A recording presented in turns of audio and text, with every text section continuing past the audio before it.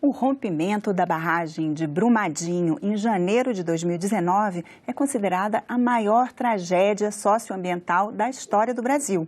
No Cidadania de hoje, nós recebemos os jornalistas Lucas Ragazzi e Murilo Rocha, autores do livro Brumadinho, a Engenharia de um Crime, baseado nas investigações da Polícia Federal, com informações sobre bastidores da investigação e o cotidiano da mineração.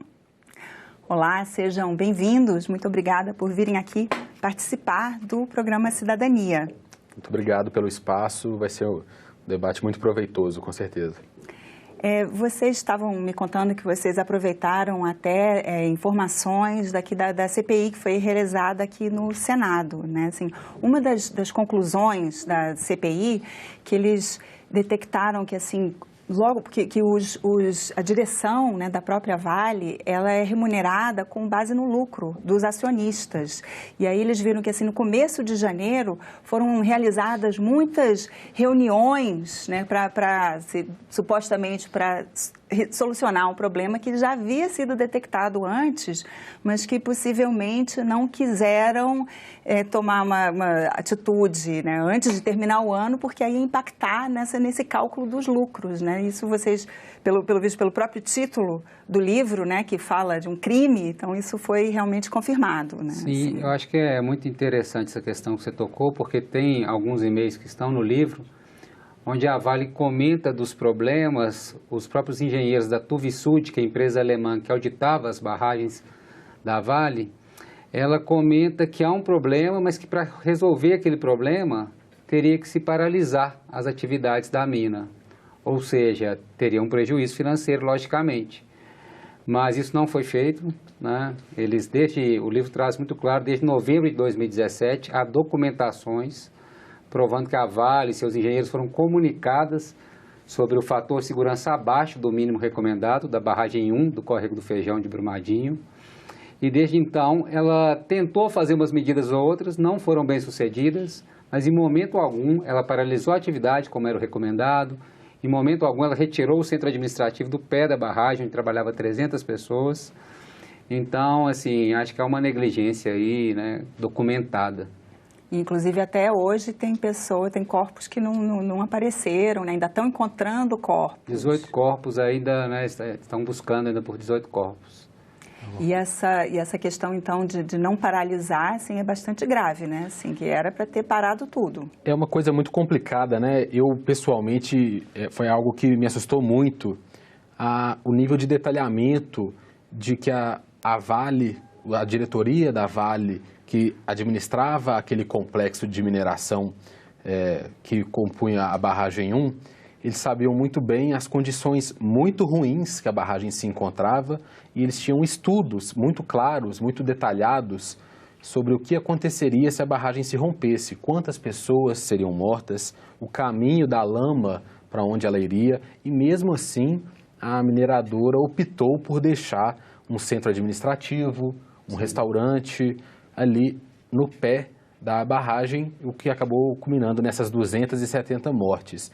Isso eu acho que é inadmissível, ainda mais depois da tragédia de Mariana, em 2015, a gente sabendo o potencial de dano do rompimento de uma barragem, com eles tendo estudos sobre essas consequências e mesmo assim negligenciando, né, qualquer ato que pudesse reparar ou evitar essa tragédia humana. A tragédia de Mariana, inclusive, completou 4 anos, né? E quando aconteceu a tragédia de Brumadinho, ainda era até bem recente mesmo, assim. Poderia ter sido evitada Brumadinho a partir de Mariana? Elas são muito próximas no espaço e no tempo, porque Brumadinho, tanto Brumadinho quanto Mariana, fazem parte de uma região de Minas Gerais, que chama Quadrilátero Ferrífero, que é no centro do estado, né? E apenas 3 anos e 2 meses de diferença. Uma foi em 5 de novembro de 2015, e a outra em 25 de janeiro de 2019. Ou seja, então causa realmente um espanto, né? Assim, porque depois de Mariana, todo mundo falou, não, uma coisa dessa não pode acontecer mais. Nunca mais. Nunca né? mais. aconteceu e em proporções humanas maiores, 270 mortes. Foi pior ainda. Foi pior ainda. Então, o delegado Luiz Augusto Nogueira, ele foi ouvido para este livro da Polícia Federal, ele conduz o inquérito, ele fala que talvez a tragédia ambiental, ou seja, a ruptura da barragem, não fosse possível de conter, mas ele falou, mas a tragédia humana, sim. E quando ele afirma isso, ele fala pelos vários indícios que a barragem apresentou que não estava bem, que não era segura. Ou seja, só a retirada desse centro administrativo teria evitado a morte da maioria das vítimas. E vocês começaram, então, essa investigação fazendo assim, na cobertura mesmo do jornalismo factual, diário? Foi como... Isso. Na época eu ainda era repórter do jornal O Tempo, em Minas Gerais. Eu sou um repórter de política, fazia a cobertura política para o jornal aqui em Brasília.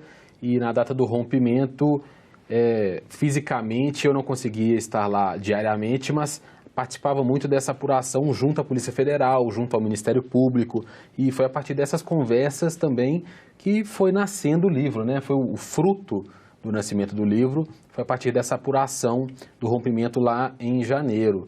Por volta de março, início de abril, uma conversa muito franca com os delegados em busca de mais informações, até outros inquéritos também, o papel da fonte no jornalismo. A gente conseguiu alguns bastidores, algumas coisas muito interessantes a respeito dessa investigação de Brumadinho, e então que nos deu a ideia, né? O Murilo era meu chefe no jornal O Tempo na época, eu contactei ele, expliquei, pedi para ele se reunir com um dos delegados em Belo Horizonte para ouvi-lo, né, os detalhes que ele havia contado. O Murilo também achou os detalhes riquíssimos, né? Uma coisa muito diferente do que a gente acompanhava no dia a dia da cobertura, e acabamos concluindo nessa ideia de produzir o livro, né? E justamente por isso que a gente falou, assim, quando eu conversei com um dos delegados da Polícia Federal e ele me contou a história, não era história apenas de um rompimento, havia história de um crime por trás, assim, né? Não que foi premeditado o rompimento da barragem, não é isso. Claro que os engenheiros da Vale, das outras autores, não queriam que a barragem rompesse. Quando a gente fala um crime, praticamente é um crime de omissão, de negligência, né? Dessa coisa do lucro, da pressão do lucro, né? Em detrimento da segurança. Então, quando eu ouvi essa história do delegado, acabou que aquilo me puxou para a ideia de um livro-reportagem, em razão dessa riqueza dos dados, infelizmente, trágicos, mas também policiais do caso. Aí, Lucas, quando conversamos, decidimos por um livro-reportagem, que foi feito num curto espaço de tempo, né? Nós começamos a produção em 15 de abril e terminamos em 20 de setembro, esse livro. Então, a CPI do Senado, a da própria Câmara dos Deputados, a da Assembleia Legislativa de Minas Gerais, foram muito importantes para nós, porque elas conseguiram levantar um número muito grande de informações e de depoimentos, porque a gente não teve acesso, assim, o pessoal da Vale não queria falar, da Tuvisud não queria falar. Então, o Senado, que é a CPI do Senado, trouxe muita gente logo no começo, foi a primeira CPI a ser instalada, e essas pessoas falaram, né? Elas conseguiram, a maioria, depoimentos muito ricos ali. Algumas conseguiram habeas corpus para não falar, mas muitas falaram. E isso, para mim, isso para a gente, foi muito rico para a gente poder contemplar no livro. E você falou de detalhes de bastidores da investigação. Você pode contar alguma coisa, dar uma prévia para os nossos Podemos, um pequeno spoiler do livro, né? Eu acho que a pessoa que adquirir o livro, for ler, acho que vai gostar bastante. Tem muitos bastidores. Eu acho uma cena muito interessante, um duelo ainda no início das investigações entre a Polícia Federal e o Ministério Público de Minas Gerais. Algumas divergências no que toca ao pedido de prisão, no pedido de busca e apreensão em alguns locais.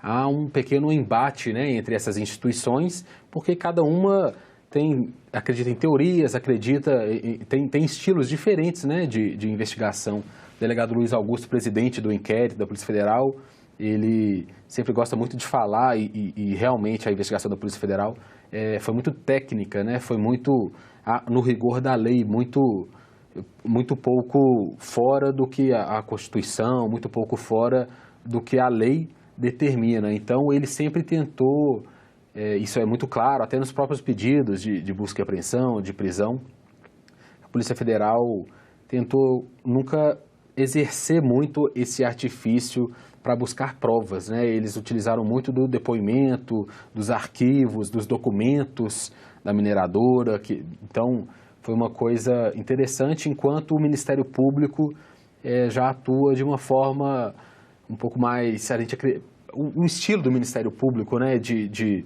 maior apelo da sociedade, de tentar grandes ações para conseguir essa documentação, para conseguir informações. Então, eu acho que o livro retrata esses bastidores, desse início da investigação principalmente, desses embates, dessas divergências entre as instituições em como conduzir a investigação. E vocês dois, se não me engano, são mineiros, né, de Minas Gerais. E como é essa, porque, né, assim, até hoje tem muitas mineradoras, muitos mineiros mesmo que trabalham na mineração, né? Como é esse dia a dia desse pessoal? Sim, eu acho que essa é uma questão interessante, porque quando a gente pensou em escrever o livro, também a gente sentiu essa necessidade, como jornalistas mineiros, de contar essa história que hoje aflige o estado de Minas Gerais. Para quem não conhece o estado, Minas Gerais, como o próprio nome já diz, é um estado extremamente dependente da mineração. Tem cerca de 400 barragens de mineração de rejeitos de minério de ferro. Então, é como, vamos dizer, pensando num mapa assim, é como se fossem várias barragens espalhadas pelo estado. Isso virou um terror hoje em dia, virou um terror psicológico. Quando você vai viajar para uma cidade de Minas hoje, você preocupa, será que tem uma barragem ali perto? Tem o distrito de Macacos, que é vizinho a Belo Horizonte, pertence a Nova Lima, é um distrito muito turístico, ele está às moscas, pousadas, restaurantes, ninguém mais frequenta porque está com medo. Em Barão de Cocais, outra cidade da região central, 2.500 famílias desalojadas, porque perto de uma barragem que está com nível 3 de emergência. Então, assim, a vida de quem mora em Minas Gerais, né, assim, mudou. E isso evidencia mais essa questão que a gente está falando das mineradoras, porque quando ocorre Brumadinho, elas começam a rever os seus planos de segurança e começam a falar, olha, essa barragem não está tão segura, aquela também não. Ou seja, a gente vivia com outras barragens numa situação muito parecida, ou até pior que a de Brumadinho, que só foi evidenciada essa situação após a ruptura, né? Assim, então a sociedade estava refém, sem saber assim, que o Estado estava numa situação tão grave em relação às barragens de minério de ferro, de rejeito de minério de ferro. Então, de certa forma, essas tragédias serviram até como um alerta mesmo para muita gente. Infelizmente, né, ocorreram, mas assim, o que ninguém sabe se elas vão conseguir evitar outra, porque o que explicitou foi assim, a situação é muito pior do que se imaginava. Como a gente disse, quando ocorre Mariana, todo mundo, não, agora vai melhorar. Aí vem Brumadinho e se descobre que ainda há mais 8, 10, 12 barragens. A própria Vale, isso só veio à tona depois da ruptura, está no livro, tinha uma lista chamada Zona de Atenção, com 10 barragens que não atendiam os padrões de segurança, que estavam fora do padrão de segurança exigido mundialmente. Tem um termo lá no documento da Vale, está lá, barragens com a probabilidade de ruptura acima do tolerável. E tinham 10 barragens nessa situação. Isso só veio à tona. Já era. A sociedade não sabia, a mineradora sabia. E é interessante que, da noite para o dia após o rompimento em Brumadinho, uma série dessas barragens tiveram o laudo de estabilidade derrubados, suspensos, né? Ou seja, eles nunca confiaram naqueles laudos de estabilidade. Sempre foi uma coisa muito autorregulada, sempre foi uma coisa muito que a própria mineradora coloca porque confia naquilo, mesmo sem entender os próprios critérios dela. Isso é muito interessante, porque então a gente nunca esteve seguro com as barragens. E dentro desse contexto, você vê a Vale agora acusando as auditoras, no caso a Tuvisud, falando que a Tuvisud passou para ela um documento falso, assim, né? Ela não sabia, ela confiou na empresa auditora, e a empresa auditora fala pelo contrário, não, nós fizemos um documento com base em informações fornecidas pela Vale. Então, assim, ficam se acusando, as outras, enfim, a sociedade no meio disso, né? Assim, as pessoas aí que moram próximo à barragem em Minas Gerais, são muitas cidades vizinhas de barragens, distritos pequenos, cidades maiores, caso de Congonhas, que é uma cidade histórica em Minas Gerais, tem uma barragem gigantesca, vizinha a Congonhas, então, assim, o Estado está num momento de suspense e futuro indefinido. Acho que o livro cumpre esse papel também de trazer essa denúncia dessa situação, esse alerta, essa cobrança do poder público e também do setor privado. Porque aí a sociedade, então, parece que realmente não dá para confiar, né? Não sabem quem confiar. Essa autorregulação, mas não quer dizer muita coisa. Sim, já nos perguntaram, né, Lucas, em outros entrevistas, vocês acham que vai ter, vocês confiam que agora não vai ter outro acidente, outro desastre, outra tragédia? Eu, por tudo que eu apurei e tal, eu não tenho essa convicção para afirmar, olha, não, o Estado está seguro. Pelo contrário, eu estou em alerta, assim, acho que a situação não é boa. E o próprio tipo dessas barragens, né, barragem montante, pelo visto, assim, só existe aqui no Brasil, é uma coisa que já acabou. É uma prática que a Europa, os Estados Unidos, o Canadá, uma prática que as grandes mineradoras fora do Brasil já consideraram como antiquada, né? É uma prática muito das décadas passadas, do início até do século XX, as primeiras. Na verdade, é um método considerado mais barato, por isso ela é tão usada no Brasil, mas ela é menos segura. Pelo método dela de construção, ela tem menos estabilidade, né? Mas há quem defenda, que fala que se ela for bem feita, não tem problema. A África do Sul, a Austrália, que são outros grandes centros mineradores, ainda tem esse tipo de barragem em menor quantidade. Mas o Brasil, a maioria das barragens era desse tipo porque era mais barata, né? Isso tem já há uma legislação proibindo a construção de novas e colocando um prazo para que essas sejam extintas, mas vai demorar, porque essas barragens são gigantescas, né? Essa de Brumadinho tinha a altura de um prédio de 29 andares. Né? Você imagina, o que tinha dentro dela equivale a 4.200 piscinas olímpicas de lama.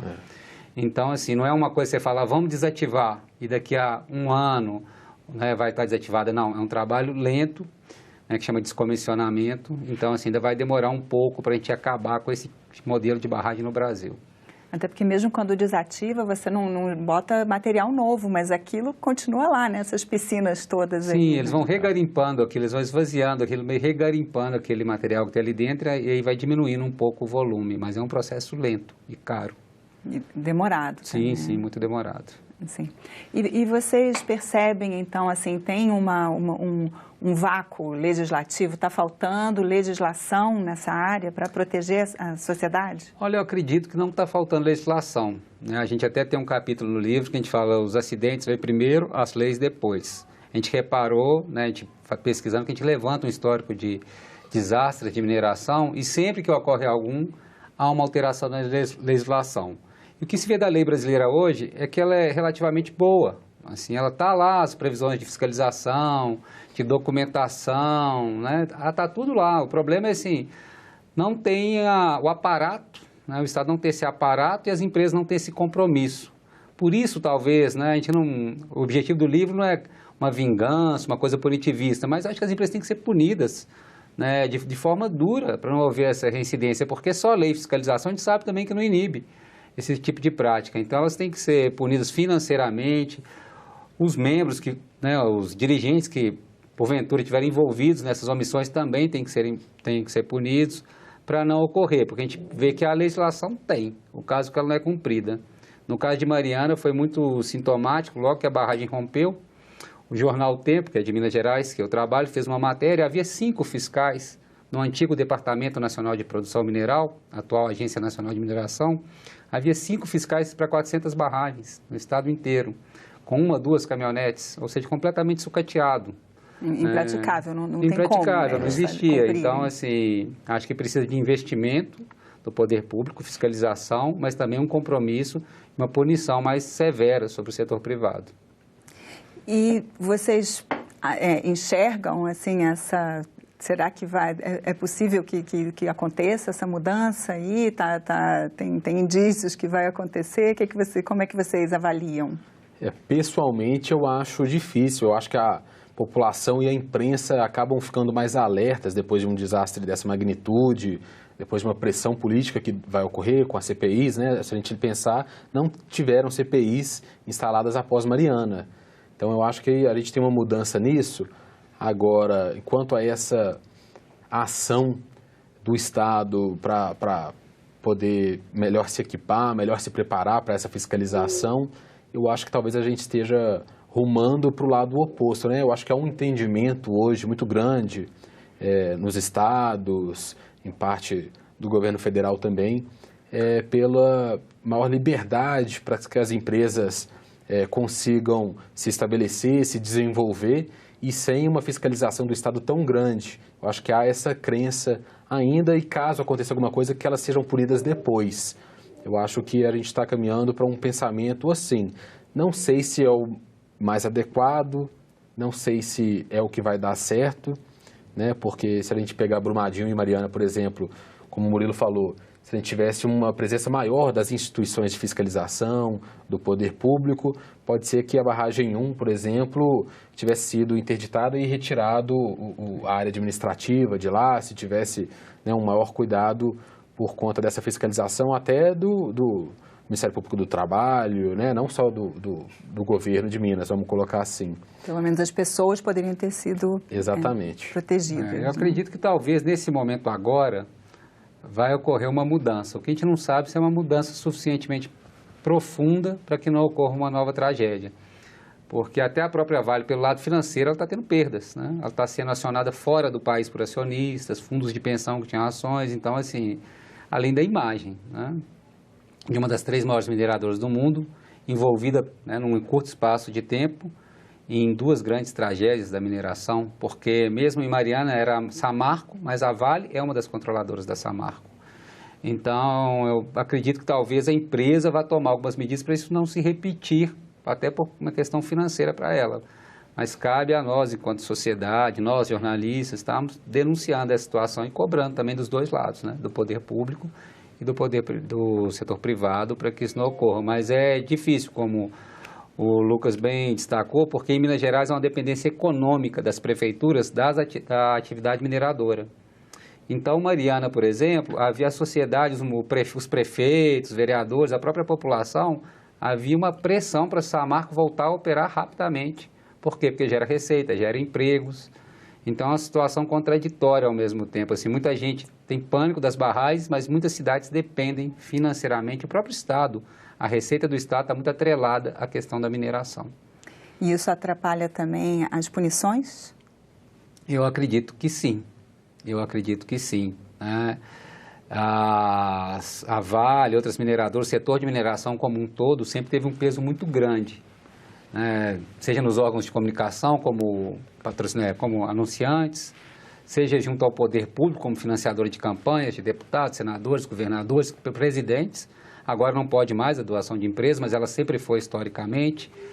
E também essa dependência dos municípios, elas sabem disso, né? As mineradoras sabem disso. Então, elas, de certa forma, elas aproveitam essas brechas também para continuar atuando e talvez isso dificulta, sim, a punição. Eu acredito, numa opinião bem pessoal, acredito que isso dificulta, sim, a punição. E a punição, será que ela vai acontecer?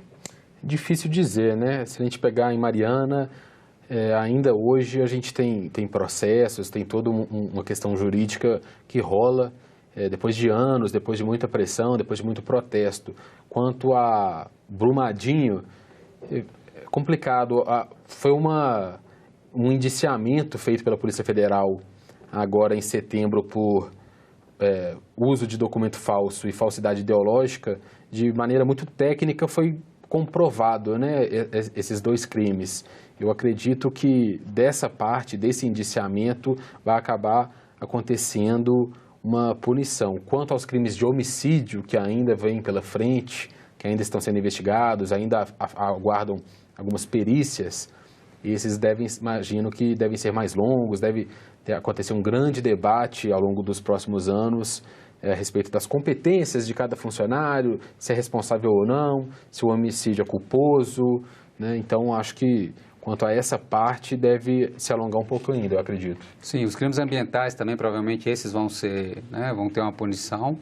Acho que a grande questão são os crimes de homicídio, que em Mariana eles foram desqualificados, assim, o Ministério Público Federal apresentou uma denúncia por dolo eventual, ou seja, que a Samarco havia assumido a responsabilidade, mesmo não querendo provocar aquele desastre, ela assumiu a responsabilidade ao ser negligente, mas a Justiça não entendeu assim. Ela acreditou que faltavam provas e acabou desqualificando essa denúncia de homicídio.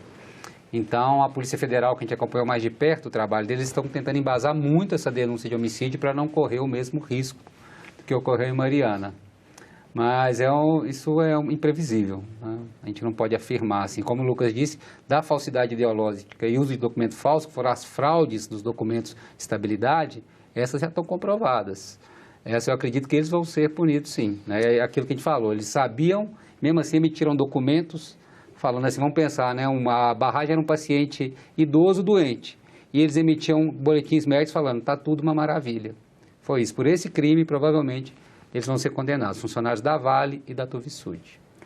Poxa, parabéns aí pelo trabalho de vocês, de investigação e divulgação aí dessa tragédia aí brasileira, e muito obrigada pela participação aqui no programa Cidadania. Muito obrigado. Infelizmente é uma história trágica, mas eu acho que ela precisa ser contada para que ela não se repita. Muito obrigado pelo espaço, foi uma ótima conversa. Espero que a leitura seja proveitosa para entender o que aconteceu para esse crime acontecer. E eu agradeço também a você que nos assiste. Para rever esta e outras entrevistas, acesse a página da TV Senado na internet, senado.leg.br/TV, e inscreva-se em nosso canal no YouTube.